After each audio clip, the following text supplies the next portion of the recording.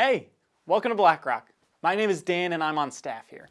Before the sermon starts, I want to take a second to invite you to join us in person if you're able. If you have any questions about visiting or about our church in general, feel free to check out blackrock.org/visit or email me at guests@blackrock.org. Now, here's the sermon. Well, welcome to Worship Black Rock. I guess you could say that the message that I'm going to bring to you is a continuation of the one that I brought last week. Last week, I shared that after 40 wonderful years as a pastor here at Black Rock, Jen and I have decided in prayer that 2024 will be our final year here at Black Rock. And I also mentioned that this decision is 100% positive, that there is no negative reasonings lurking in the background. It's all positive, but it's also extremely painful for me and for Jen because, our history here at Black Rock goes way back before the 40 years of being a pastor here. Jen and I actually have friends that we've had here since we were in high school. But kind of like Abraham and Sarah of old, God is calling us to follow him to a place we don't know yet in order to be a blessing, in order to share his blessing. And the blessing I'm thinking of is the blessing that we've received from Black Rock that he's now calling us to share with other churches in Connecticut and New England. Because for me, what's next is I'll be following Jesus' call to raise support and become a full-time ministry coach where I'll be kind of a missionary of training and encouragement to pastors in Connecticut and New England.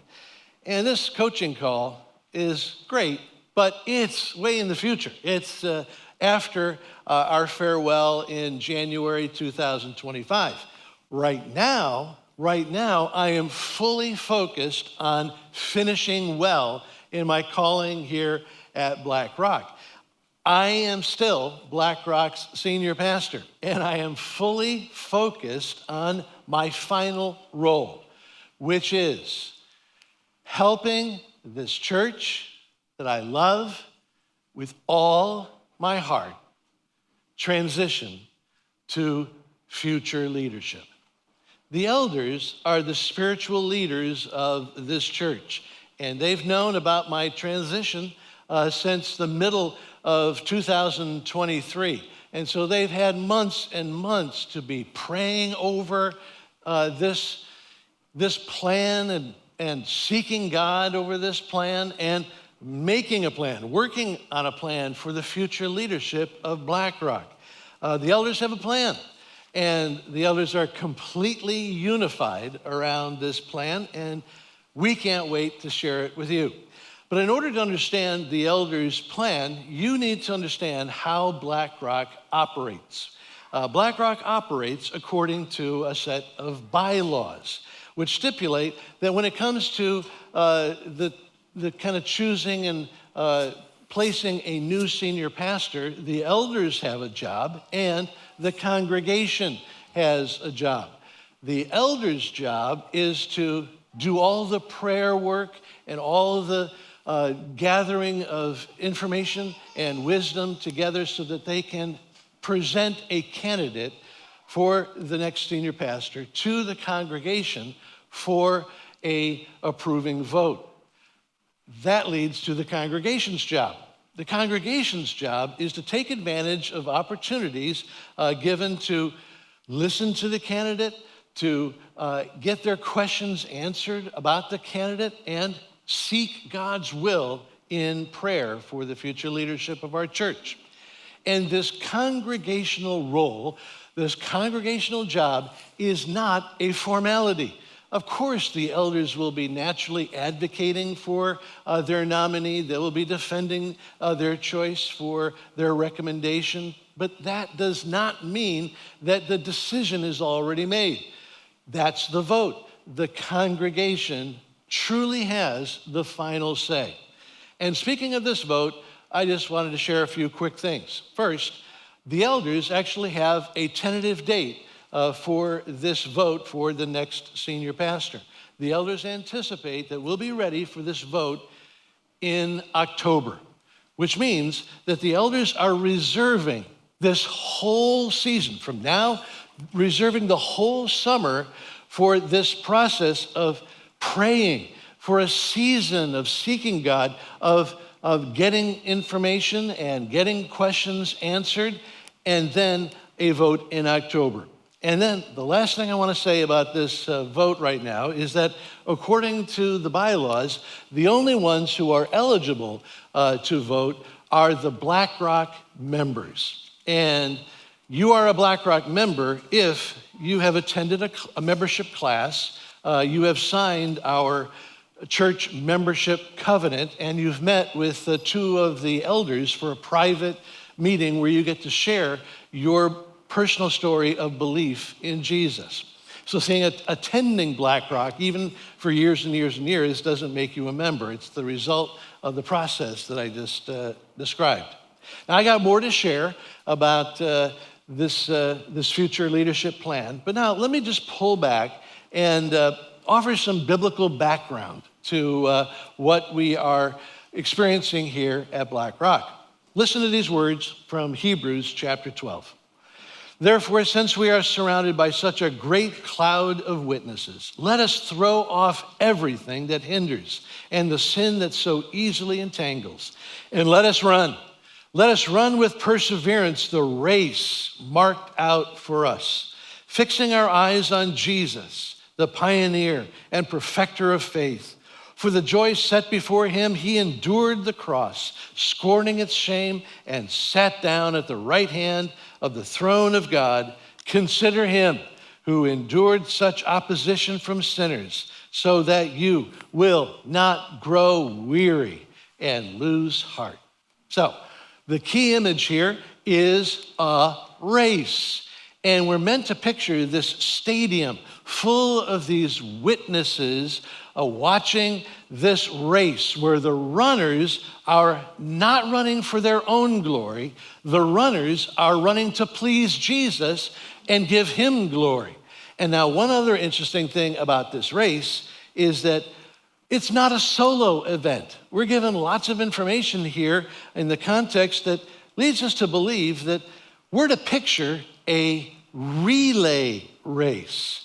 Just like, those that date back to ancient Greece. If you read chapter 12, the section we just read, in context, you look back at the chapter before, and you find out that Hebrews 11 is God's description of his faithful runners from the Old Testament. And the fact that they're given in chronological order is an indication that it's like Abel passes the baton to Enoch, and Enoch passes the baton to Noah, and Noah passes the baton to Abraham. Now, I have a baton right here, and this baton is an exact replica of the ones they used in ancient Greece. That's what the guy at Target told me, and not really. This is just a baton that's used in our relay races today. And this baton is really just an imitation of the real baton that would have been in the minds of the first hearers of this chapter in Hebrews. You see, this relay racing, passing of the baton that we do today is actually a reenactment of an ancient method of urgent communication. So you picture this king who sits on his throne, and he's a distant miles and miles away from the important battle for the kingdom.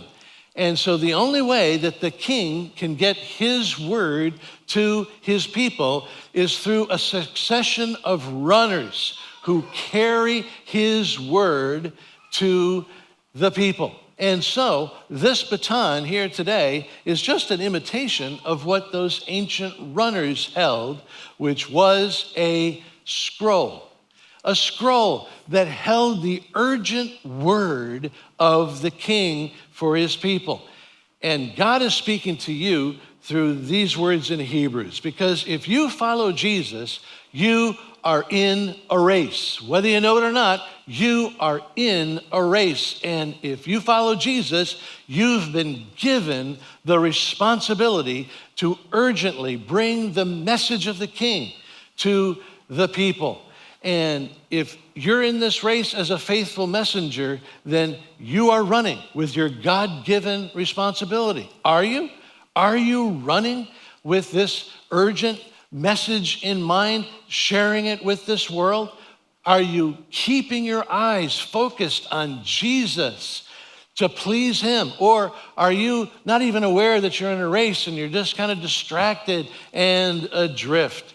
The image of the race applies to us as individuals. But you know what? It also applies to us as a church.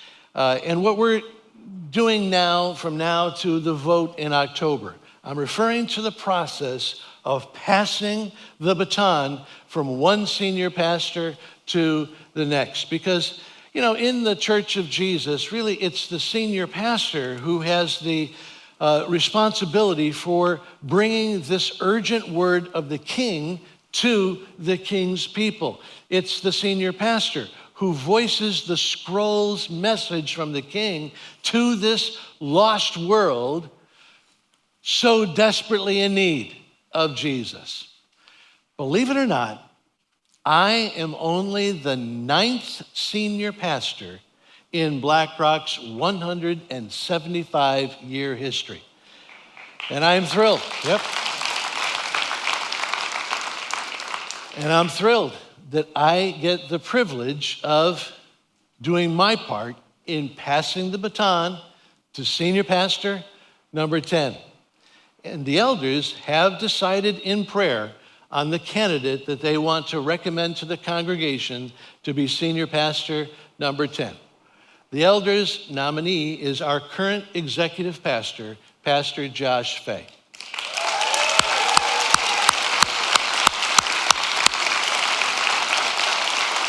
And not only do I celebrate this selection, but I am one of the elders. And Pastor Josh was my personal recommendation to my fellow elders. And I wanted to say this now for everyone to hear, because I will not be around very much this summer, because the elders have tasked me with an important assignment. It's an international assignment of bringing some encouragement and bringing our love to some of our global partners in a series of trips around the world this summer. So before I leave, I want you to know that I fully and enthusiastically endorse the elders nominee for BlackRock's next senior pastor, Pastor Josh. And if confirmed, Pastor Josh would be vacating his executive pastor role.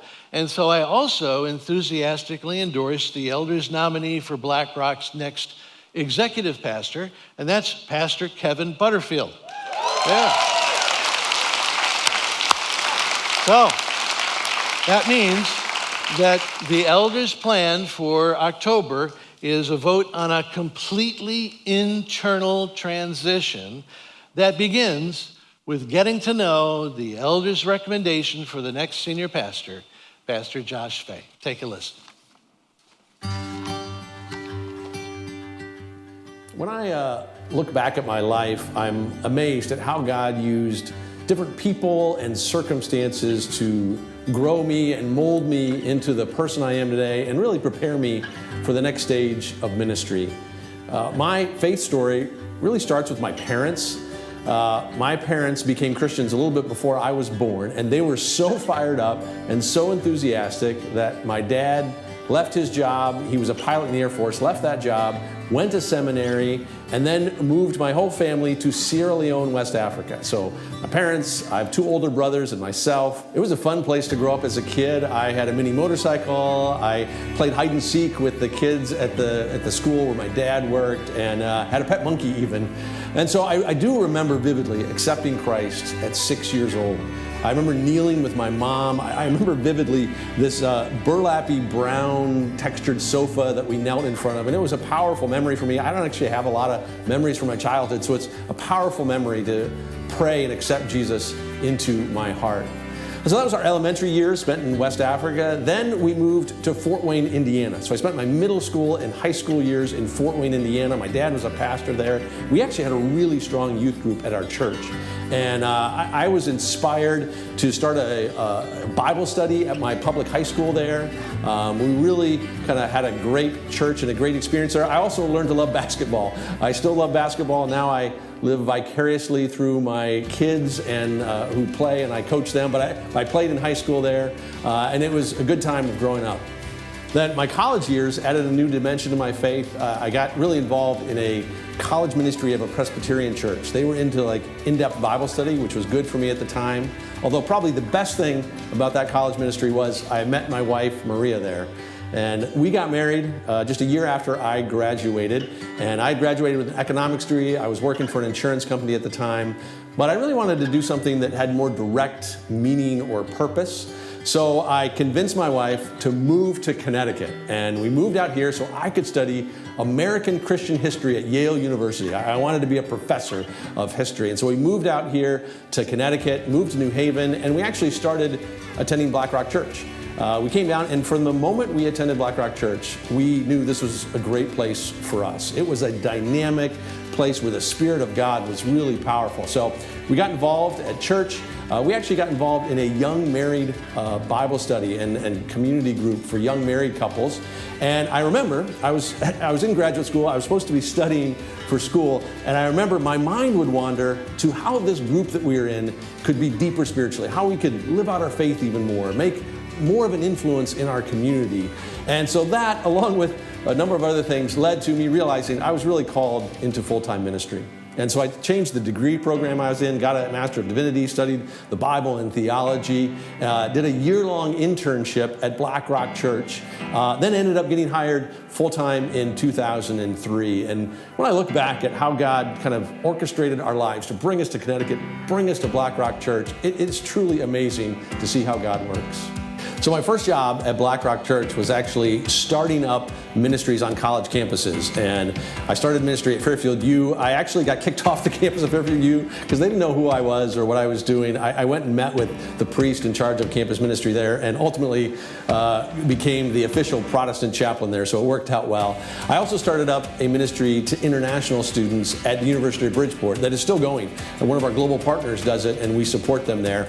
And I learned a lot from that ministry on how to interact with people who have no experience, because I led a Bible study for Chinese graduate students, and they had never read the Bible. They were like, I understand, I've heard of Adam and Eve, but I don't know who they are or what it means. And so that was a great ministry as well. Now, after doing that for a couple years, I moved on to do spiritual development. That means being in charge of adult classes, Sunday school classes, and community groups, membership, things like that. And it really allowed me to be involved in a lot of different areas of the ministry there. So along the way, Maria and I had kids. We had so many kids. Initially, I wanted 2 kids. Maria wanted 4 kids. We ended up having 5 kids, and they are great kids. My oldest son, Eli, is about to graduate college and get married, and we're excited to welcome Monica as a new member of our family. I have a daughter, Zoe, who is a junior in college studying elementary education. I have a son, Ian, who's a freshman at Syracuse, and I have twin daughters, Ava and Ivy, who are sophomores in high school. And I will say, honestly, one of the best things I've done to help myself grow spiritually is be a father and a husband. And understanding how much God sacrificed for me has led me to try to sacrifice and be a good parent to my kids. To be honest, I mess up more than I should. I should be even more selfless than I am. But really, being a parent and a husband has taught me a lot about what it means to follow Jesus. I'm also really thankful that my kids have been able to be a part of Black Rock Church. They have really developed a strong foundation by being a part of the kids ministry here, the programming's on Sunday morning and midweek, and also the youth group, the middle school and high school youth groups that they were a part of have really helped them. They've developed lifelong friendships, both with students and with their adult leaders. And so I'm so thankful for the way Black Rock Church has influenced me and my family. Leading our Rwanda partnership the last 20 years has also helped me grow spiritually. I've been able to take my wife and kids on trips. Maria's on the board of missions. It's really helped us understand God's heart for justice and the world. Now, back to the roles that I've had here at BlackRock, I moved into the role of leading our Sanctuary Young Adult program and service. Now, that meant preaching almost every week at our Sunday night service and leading all the programs for 200 young adults, their groups, their retreats. Now, young adults are one of the most important and missing groups in church. They're going through so much, they're making a lot of decisions, and it's a powerful ministry, helping people get connected to God at a really important time in their life. So after leading the Sanctuary Young Adult Ministry for around 9 years, I moved into the executive pastor position. That's what I have now, and that's a role where you help define the vision and carry it out for the entire church. Also means leading most of our ministry staff. And when I look back at the way God has allowed me to be involved in so many different ministries at BlackRock, I'm so thankful for the ability to be a part of so much and learn so much about who God is and what it means to lead His church. As BlackRock Church turns 175 years old, I'm excited about our past. BlackRock has been a pillar of faith in Connecticut and all of New England. We have helped people come to faith and grow. We've trained pastors and leaders that are at some of the most dynamic churches in our region. And while I'm excited about the past of BlackRock, I'm even more excited about the future.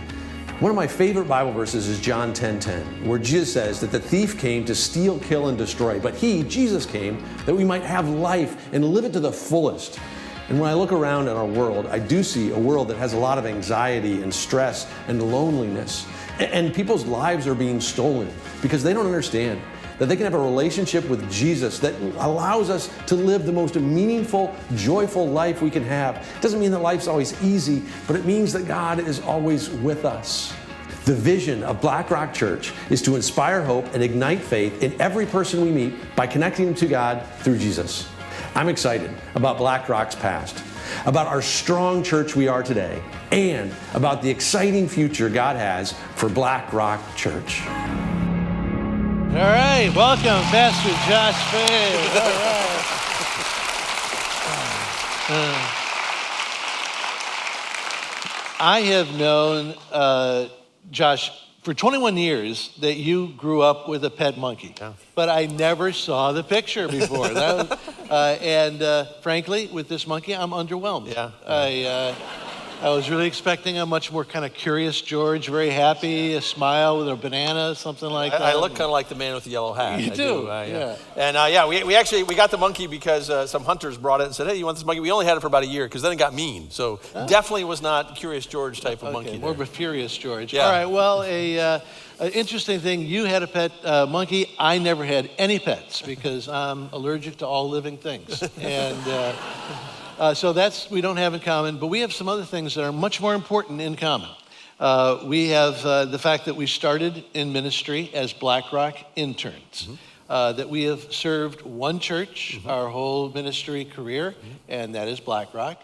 And we've both been on staff at BlackRock over 20 years. And Josh, serving with you the second half of my 40 years has been a real honor. And I'm so glad that you're going to take this, that you're willing to kind of take if confirmed, take the baton of being the next senior pastor.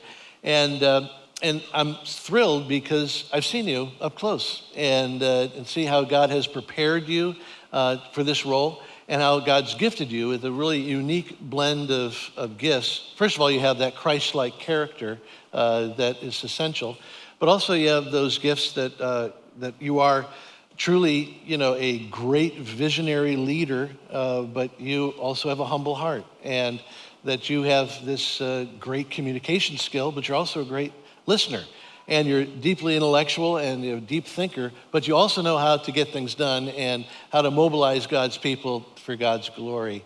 And so I'm just really thrilled about this, and just interested as you're now the nominee for the senior pastor. As you think about this new assignment, what is your passion? What's the passion that you have going forward? That's good.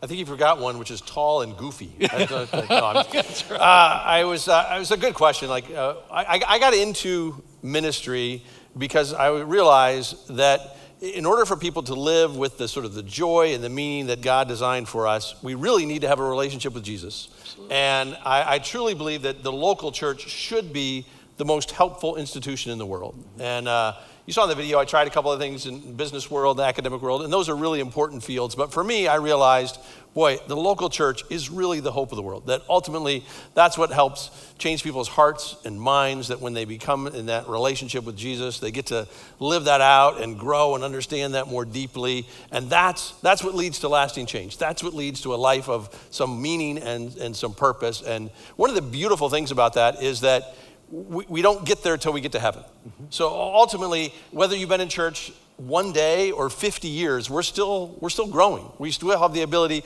to understand who God is a little bit more and understand what it means to live that out. And so that's what I'm excited to continue bringing to Black Rock as the nominee for senior pastor.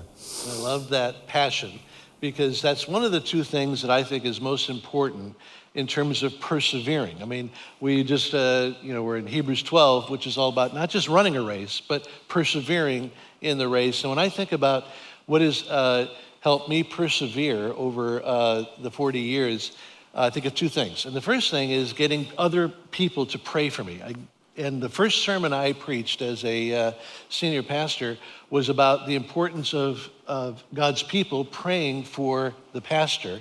And then at the end of the message, I invited anybody in the congregation who wanted to become my prayer partner, which was a commitment to pray for the prayer requests that I gave throughout the week, but then also to at least once a month pray with me personally on a Wednesday night.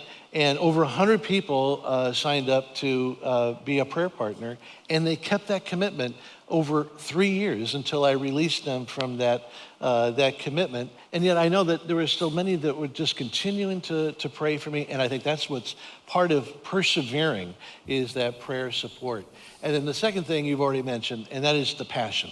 The passion for this never-changing gospel of Jesus, but then the fascinating challenge of presenting it in an ever-changing world and in ever-changing ways, and taking the unchanging words of Jesus and communicating it in changing methods. And there's nothing more important and nothing more exciting than to see people come to Jesus, changed by the Word of God and the work of Jesus, and that never gets old. Mm-hmm. And that's what I think really sustains you. And so glad you have that passion, and so glad that you are now the nominee officially for senior pastor. And I'm wondering, from now and through the summer, what is the best way for the people of the congregation to really hear your heart and know your vision forward for Black Rock? Yeah, I think, well, the first thing I want to say is I'm incredibly just honored to be nominated here. You mentioned that you're only the 9th senior pastor in the last 175 years and only the 2nd in the last 70 years. And so this is a hallowed position. And you mentioned too that this Black Rock Church has the timeless methods. We're committed to the Orthodox faith of the Bible, and yet we do it in different ways. And there are very few churches that are 175 years and still as dynamic as Black Rock Church. And so it is just an absolute honor to be nominated for this. And I think if people want to get to know me over the next few months, there's a couple ways. One is we are going to give like a little handout on the way out that has some information. Also has a QR code to a website from the church that we've created that helps people understand, has your video, as my video, and has some other information on there, some sermons of mine. That's one way. There's going to be a Q&A session with me on June 9th, so just in a few weeks, where you can ask any questions. There's also an email address on the handout that you can write questions to the elders as well. I'm also going to be preaching 3 times in June. And I've already decided I'm preaching on some passages that were really transformational for me, that really helped me understand what it means to fully follow Christ. And so I think that's going to be a great time, both to hear about the passages that have influenced me, and I think they'll be helpful for other people as well. Excellent. Thanks for tuning into our sermon here at Black Rock. I'm so glad you found us, and I hope and pray this message helped you get more connected to Jesus. Speaking of connection, if you're interested in taking your next steps towards getting connected at Black Rock, use the quick links in the description below. There you'll find links for information if you're new, for upcoming events, online giving, and more. I also want to encourage you to subscribe to our YouTube channel and follow our podcast so you can stay up to date with every single thing we post. Thanks for watching, and we'll see you next week, either online or in person.